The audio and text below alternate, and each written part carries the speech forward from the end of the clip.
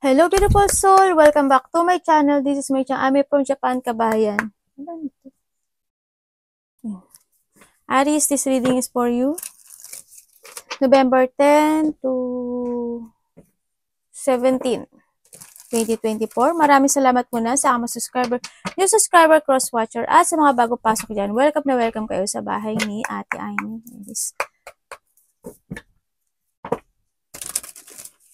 Maraming salamat din sa mga nagpa-personal reading. Kung gusto nyo na energy nyo lang talaga, ang gustong makuha natin, all the details is nasa baba ng video na ito.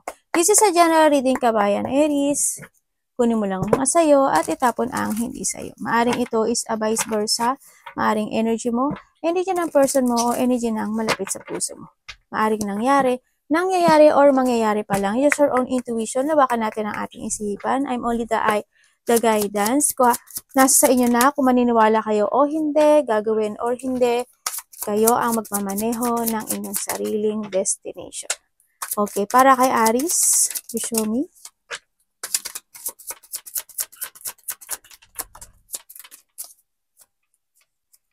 Pag hindi nag-resonate sa inyo, huwag nyo na lang din ipilit. Okay? Coffin.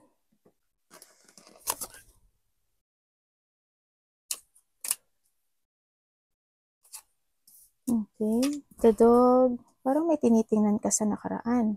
May tinitingnan kang iba, no? Okay. We have the dog, moon, and the key. Sana nakikita ko sa'yo dito. Yes, dito naman yung iba sa inyo is a loyal person or you are loyal someone or may tao na may loyal. Mayroon din ako nakita dito na, yun nga, may tao na sumusuporta sa'yo, no? Dito.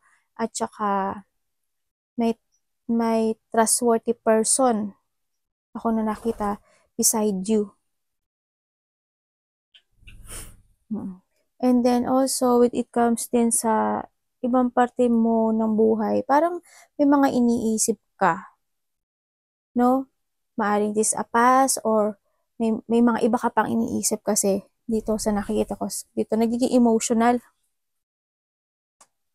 Yung iba sa inyo is, nandito kayo sa situation nyo na may mga ini-imagine kayo or nai-inspire kayo, ganyan, sa isang situation, sa tao o sa nakaraan o yung mga tao na iniisip nyo, no? Kasi may mga iniisip din kayo sa nakita ko dito. Andito rin yung sitwasyon na may mga nag-a-unlock na destination para sa inyo, no? Kaya siguro may mga new idea or may mga nag-o-open, lalo na may nag-o-open ang inyong third eye, more or intuition, no? Mas more siyang nagiging, anak abo na eh. Mas more siyang nag-upgrade, kumaga mas more siyang nag-enlighten yung intuition nyo or yung instinct nyo. O kaya yung inyong third eye, kanya ko. If you have na ability, no, sa nakita ko dito. And then sinasabi rin dito na kasi may mga nag-open either opportunity or may mga enlightenment or may mga gusto kang solusyonan o answer na gusto mong mahingi o inaasam pero nasa sayo daw yung kasagutan kasi the key is nasa iyo. Ibig sabihin, lahat ng mga sitwasyon na katanungan na tumatakbo sa isip mo is nasa sayo. You fulfill something but nasa sayo to, no? Sa nakita ko dito. Kasi ikaw ang may hawak ng susi ng lahat. Yan nakita ko. May mga nag-open. Kumbaga. May something burden or merong nag-e-end, no? Sa nakikita ko dito.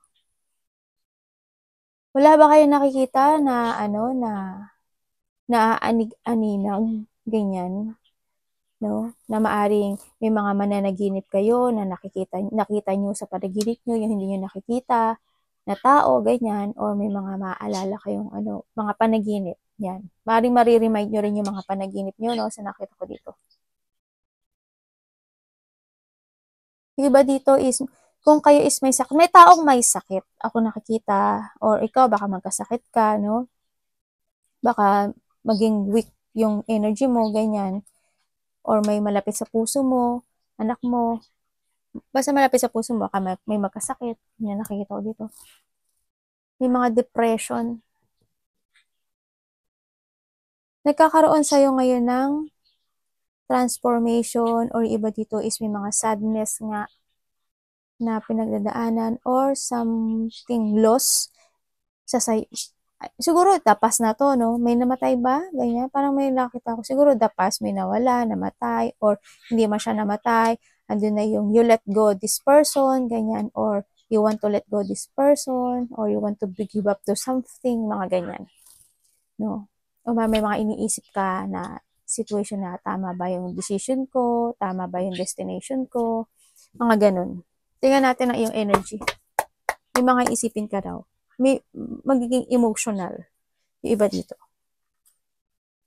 Anong energy ni Aries? Baka may mga isipin kang tao. Anak mo, pamilya mo, kasamaan mo sa trabaho, kaibigan mo, kung sino yung may mga isipin mo. Baka napapanaginipan mo pa nga. Baka may dumalaw sa inyo. Anong energy ni Aries?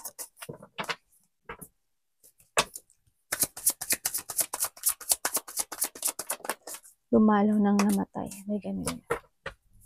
Anong energy ni Aries? Ikaw na ikaw. Ikaw na ikaw, no? Fire sign. You have the Cancer. Bakit po? Friendly kayo. Ano yan?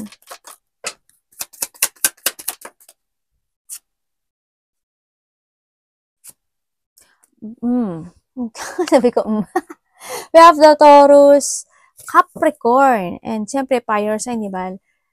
Leo, Aries, and Sagittarius also. And also, we have the water sign, Cancer, Scorpio, and Pisces. Pisces. Ayan.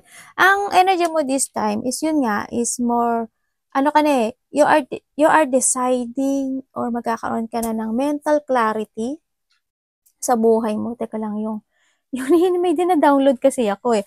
Magkakaroon ka na ng mental clarity or mental something purpose in life na igigib mo ng effort. Ganyan. Maari magkakaroon ka ng unlocking talaga, no? Sa nakita ko dito. Kasi ang nakita ko dito ngayon is mas more kasi magkakaroon ng enlightenment sa iyo eh. Magkakaroon ng enlightenment or magkakaroon ng isang decision na ibibigyan mo ng effort or there's a moving forward. Moving forward ka kasi. Traveling for the future sa nakita ko dito. Siguro more on focusing now sa iyong stability, sa sarili mo ngayon. Handito na yung, kung ikaw is walang pera, na nakaraan or wala kang trabaho, baka this time is makikita ko na maghahanap ka na siguro ng trabaho or mag-uumpisa ka na mag-ipon ng money, no? And then nakikita ko rin kasi dito, the luck is in your side if you give effort at magkakaroon ka ng isang solution or mag-movement ka, no? Nakita ko is yung lucky is nasa tabi mo. And nagkakaroon ng improvement when it comes to your finances.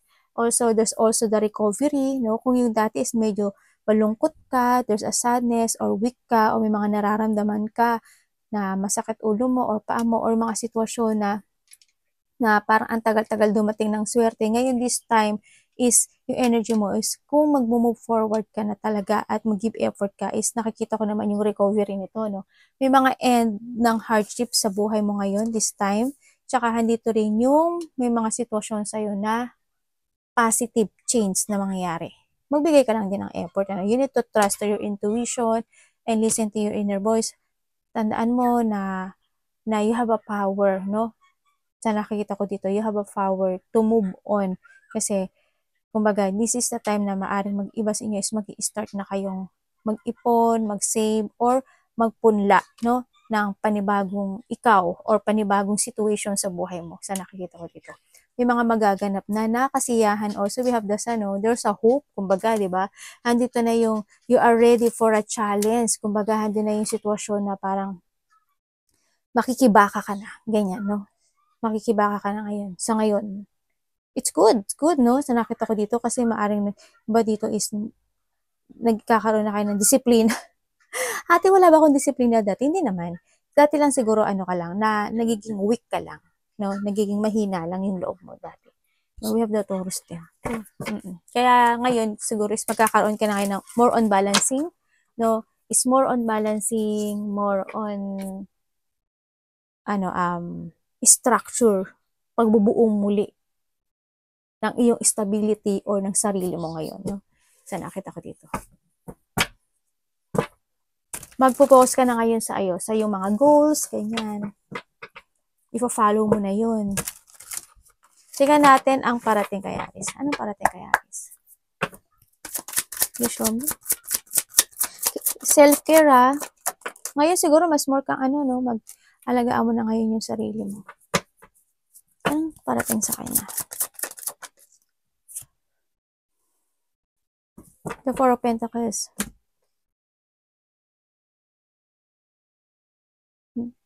Capricorn.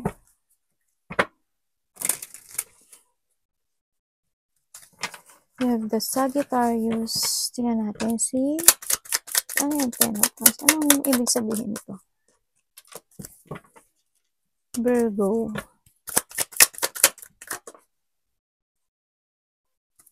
Aquarius. Pwede paka-explain. Okay. We have the Pisces. Sagittarius. Ano mangyari ngayon?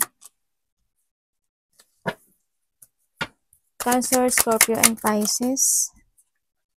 Okay. And we have the Earth sign. Ang parating sa'yo is an opportunity. Yes, bagong trabaho or ang parating sa'yo kasi is merong isang sitwasyon sa buhay mo na nagkakaroon ka ng struggle, ganyan, sitwasyon na emotions or yung mga problema, kumaga. Ngayon is magtatapos na siya, no? Magtatapos na siya. Na makikita mo na daw yung ilaw or yung makikita mo na yung enlightenment kasi we have God the Moon, di ba? Kumaga, hindi yung magkakaroon ng isang sitwasyon na mag-enlight sa'yo, no? Nakita ko to. May isang sitwasyon ka daw na there's a movement ako na nakikita. Maaring iba dito is there's an offering of opportunity. Either this is a love or this is a work. Ako nakikita. May opportunity na pagkakapirahan mo sa ngayon, no? Ito maaring it is you're manifesting this. O kaya sa iba is merong isang bagay sa buhay mo dito na aalis ka or iiwas ka. Ganun. Kumbaga, magbabago kasi yung mga pananaw sa buhay ngayon. May mga pagbabago sa pananaw sa buhay. Mag-i-escape ka sa isang situation na alam mo na hindi na siya mag-work sa'yo and magpa-fight ka na doon sa panibagong ikaw or panibagong trabaho, panibagong ikaw, magpo-focus ka na mo sa sarili mo, sa stability mo, ganyan. Ang nakita ko to. May isang bagay sa buhay mo na ile-let go mo or i-withdraw mo siya, ganun. Or maybe you abandon it, no? Tandaan nyo, when it comes to abandon it, mga changes ng decision, abandonment when it comes to old version of you, abandonment of ano ba to? Lumang mga rules, ganyan, lumang mga decision. Magkakaroon sa'yo kasi ng transformation, ganun. Kung there's an offering ako nakita sa'yo, i-grab mo yun, no? Kasi alam mo ang sabi ni Universe sa'yo, si Aries, palagi ko yung binibigyan ng opportunity. Sabi niya, palagi ko siya inaalok almost 3 to 4, sabi niya gano'n. Binibigyan ko yan. Hanggang dumating na nga ng 8 times something, ganyan. 8 to 9, ganyan, di ba? Kumbaga, ibig sabihin, kung this is time is the 9 na dumating, ngayon ka pa lang na wake up call, no? Kumbaga, yun, palagi ka naman daw niya binibigyan ng opportunity. They offering you always an opportunity, pero parang hindi mo lang daw siya nare-recognize, no? Kasi, kumbaga, napofocus ka doon sa meron ka sa ngayon. Kumbaga, na always mo siyang nare-reject, kanya, no? Sa nakita ko dito. And this time daw, yun, meron, parang mag-another path ka ata sa iba, or iiwanan mo yung dating emotions na malungkot, o yung dati mong sitwasyon, or may iiwanan ka. May aalisan ka, or iiwasan ka, or iiwanan kang isang sitwasyon na nangyayari sa'yo. Current or the past. Yun ang nakita ko sa'yo. Yun ang parating sa'yo. An offering of an opportunity this time. Mag-trust ka sa intuition mo. Kung wala kang trabaho, may offering daw sa'yo. No? Na parating. Opportunity. Yun na nga lang is kung igagrab mo siya. Pero ako sa'yo, grab mo siya. Ano dapat iwasan ni Aries? Universe, ano dapat iwasan ni Aries? Please show me. Kasi yung iaalok niya sa'yo, this is abundance, no? Abundance, prosperity, it's more on stability ito, no? Iba dito siguro magiging mas more kayo, magiging practical na kayo ngayon, ganyan. Kumbaga maghihigpit na kayo ng bulsa or maghihigpit na kayo ng gastos, mga ganun sa iba, no? O kung wala kayong trabaho, yun na, magpo-focus na kayo sa mga bago yung job or pagkakaperahan, ganyan. Kung ano mang beginning ang gusto nyong gawin sa buhay nyo. No, kasi may magbubukas na bagong pintuan para sa iyo. Ano nga ba na iwasan?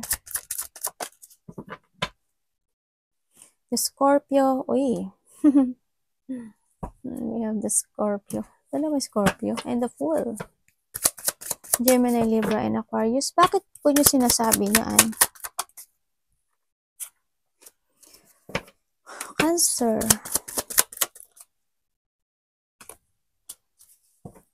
The Earth sign.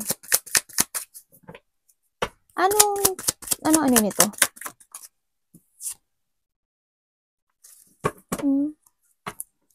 The Virgo. Ano siya? Bakit? The Wheel of Fortune. The Fire sign. Tama o, dalawa siya open. Okay. Okay, ang dapat mo daw iwasan. You have the Pisces, the fire sign. Alam niyo naman, fire sign. Leo. Ikaw, Sagittarius.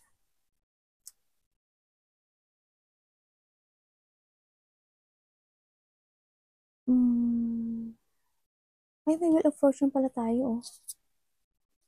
Is also Leo, Virgo, Aquarius. Pero it's more on fire sign ang alam ko dito eh. No? Fire element kasi ito eh. Okay, ang dapat mo daw iwasan, yung isang sitwasyon na ayaw mong i-end sa buhay mo. Yung iwasan mo daw yung isang sitwasyon na pinaniniwala mo. Yung hindi ka nagiging, iwasan mo daw yung isang sitwasyon sa buhay mo na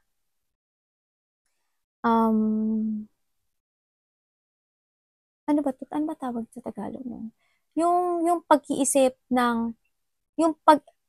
or pag-aasam ng isang sitwasyon na hindi naman pwede. Alam mo yun? Ganun, oo.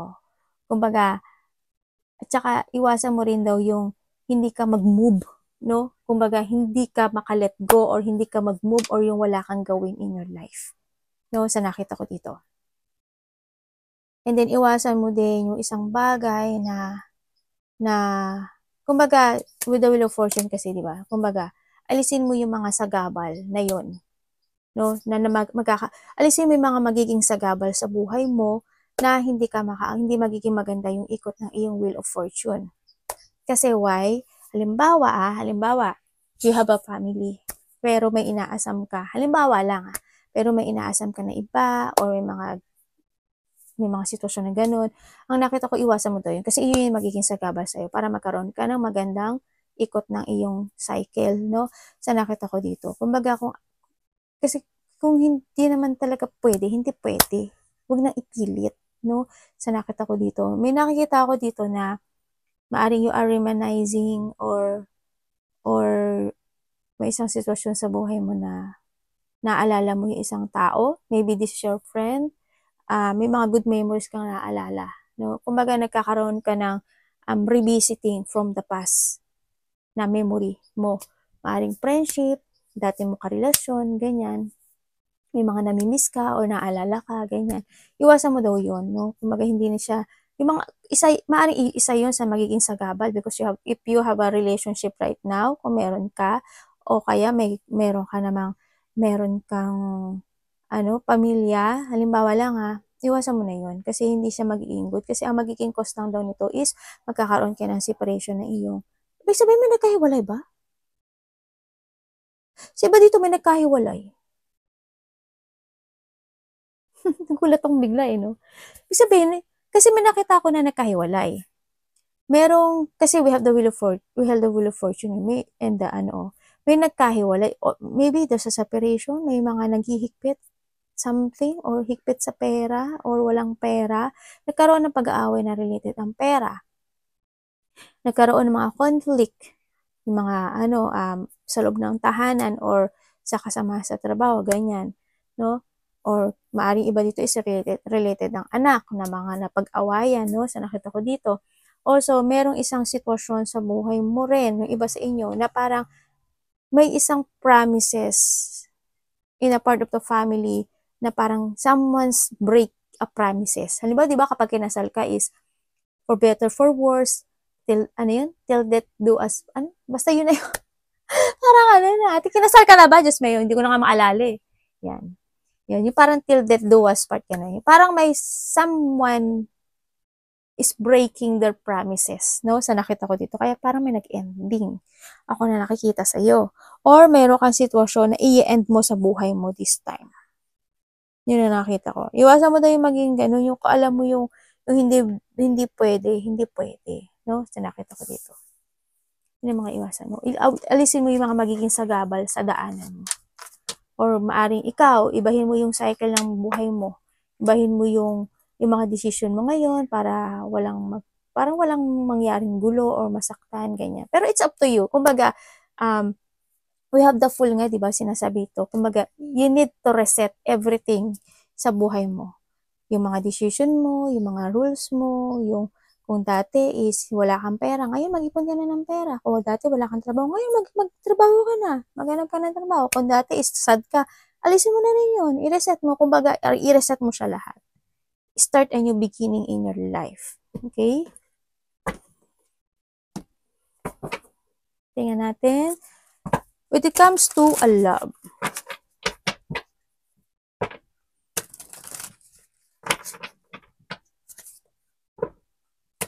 may mga nag-away na kasama sa trabaho or family, ano? May nag-aaway. Ako nakikita. Tandaan nyo, love is sa lahat Pamilya, kapatid, kaibigan, kasama sa trabaho, sarili, ganyan. Karelasyon. Kamusta po si Aris Yung mga hindi nagkakasundo. May tao na hindi stable din Ako nakikita no? Or hindi stable na relationship. Ako nakikita.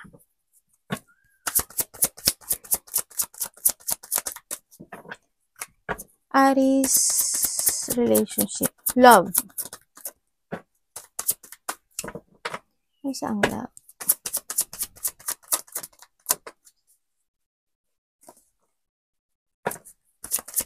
Virgo. Oh, this is you. Aris. We have the Three of Swords. May separation mo. Libra sign. Okay, tingnan natin. Ano nangyari po? Tingnan natin. Anong pwede ko malaman dyan? Bakit po? Ano siya? Ano yan?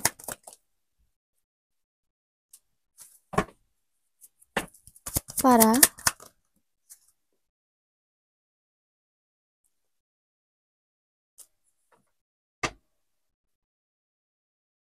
Okay. When it comes to a love, may taong nagiging tanga, no?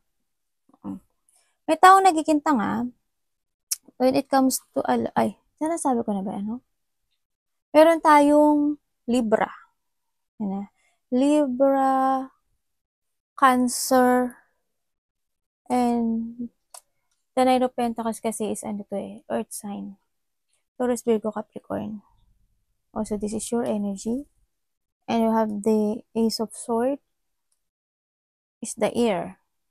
Gemini, Libra, Aquarius. Okay. And we have the 3 and the 5 of Cups. The Scorpio and Libra again. Okay, meron dito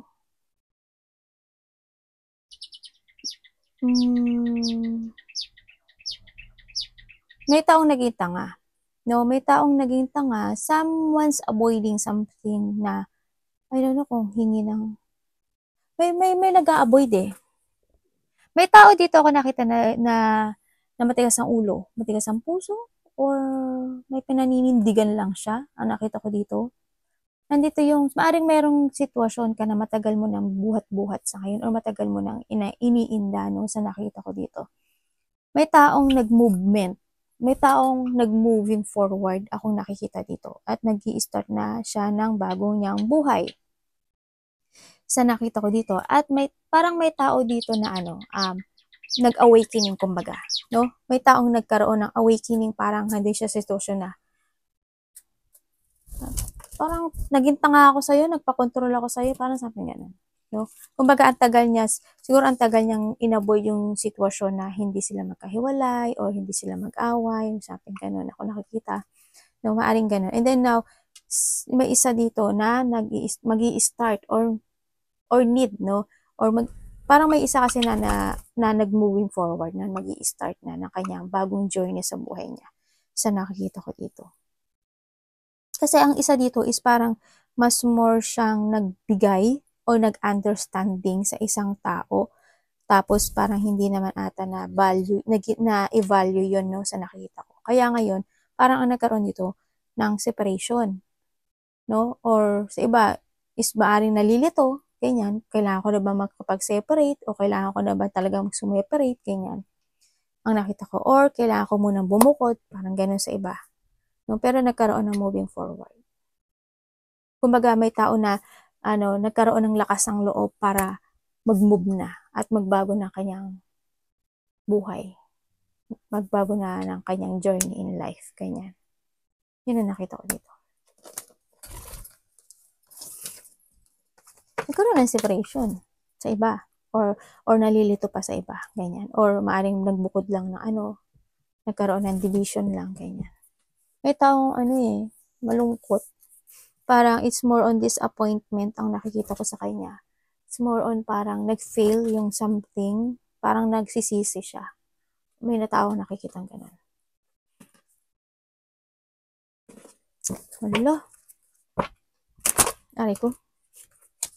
Tingnan natin, universe. Ano pong advice nyo kay Aries? Ano mai-advise nyo po?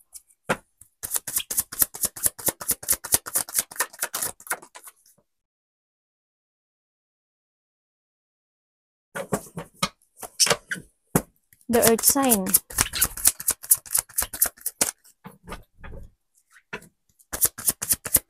Taurus, Virgo, Capricorn.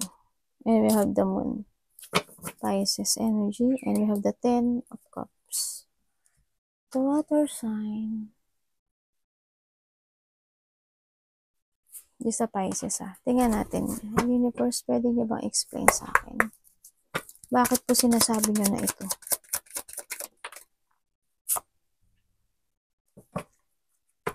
This is your energy, Aries.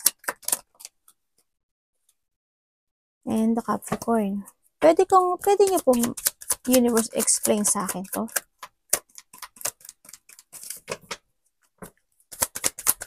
Stress, may na-stress.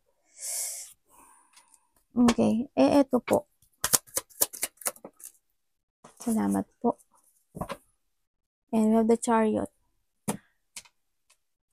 We have the Cancer, Leo sign, and the water sign. Capricorn. Okay. Ang advice niya sa'yo is, kailangan mo daw ngayon, huwag kang malito kung saan yung tatahakin ng mundo. No? Start a new beginning in your life. No? Ang sinasabi dito, huwag kang ma-pressure sa ngayon. Hindi mo kailangan ma-pressure. Hindi mo kailangan magkaroon ng limitation when it comes to yourself. Kailangan mo ngayon, hindi mo kailangan na mahirapan sa mga challenge na dumarating sa buhay mo. Kumbaga, kailangan mo ngayon is you need to focus sa goals mo. No, sinasabi dito, huwag kang masyadong maging emotional, nalilito ka, magtulog-tulog ka, hindi sinasabi dito na manindigan ka sa ngayon. Strong will kasi ang kailangan mo ngayon is paninindigan to start a new beginning sa buhay mo or to create again yourself, yung itayo mo uli yung sarili mo, ganyan. To create again yourself in a new you, kumbaga. Alisin mo yung mga situation na, na, na hindi nakaka-good para sa iyo. Yung mga toxic energy, yung mga, yung mga sitwasyon na nalalack of control ka, alisin mo yon, no? Kumbaga, you need to trust more to your intuition dito. Kung nakita ko to, believe your intuition more, no? Huwag ka lang mag-delusion or huwag ka lang mag-illusion, no? Mag-trust ka rin sa sarili mo, no? Nagkakaroon kasi ng iba dito is subconsciousness, no? Yung nakikita ko dito. And then yun nga, you need to create and start a new beginning when it comes to yourself. And then, manindigan ka ngayon. Sa ngayon, manindigan ka, magpaka-busy ka, and then, create ka ng, kung magtrabaho ka, ganyan, sinasabi dito. You need to give effort in moving forward, going towards sa tamang direction in your life or into a future. Kailangan ngayon is pagpapasya. Kailangan mo ngayon ng katatagan, tapang, and alam ko na mapapanalo mo tong sitwasyon na to, no? Kailangan mo na talagang mag-movement, no? Put some effort, no? Kontrolin mo yung direction mo in a good way. No, kailangan dito isang tibay ng loob. Okay? Yan ang sinasabi sa'yo. Alisin mo yung mga dapat na mga toxic energies, toxic thought, ganyan, dark thought, huwag ka magpa-trap or may mga sitwasyon na huwag ka magpa-control. No? Kung may mga bad habit ka, alisin mo yun. Uminom ka ba ng alak, alisin mo yun. Kung hindi naman, yung ano ba yung mga bad habit mo, ano ba yung hindi nagiging maganda para sa'yo. Diba? Kung tumitira ka, di ba? Alisin mo na yun, di ba? Yung mga ganun. Kung ano yung mga bad habit na meron ka, alisin mo yun. No? Mag-give effort ka daw sa buhay mo to start a new beginning in your life. Create again yourself in a new you. Kumbaga, no? Manindigan ka ngayon. Hindi mo kailangan ma-pressure. Hindi mo kailangan panghinaan ng intindihan. Ang kailangan mo is maintindihan mo yung sarili mo. Maintindihan mo yung nasa paligid mo. Maintindihan mo yung ginagalawan mo. Okay? Pahalagahan mo rin yung sarili mo, pahalagahan mo rin yung mga sitwasyon na nasa paligid mo, ganyan. Pahalagahan mo, unahin mo muna yung sarili mo. Kailangan mo munang makita yung sarili mo, no? Arigato namaste, God bless.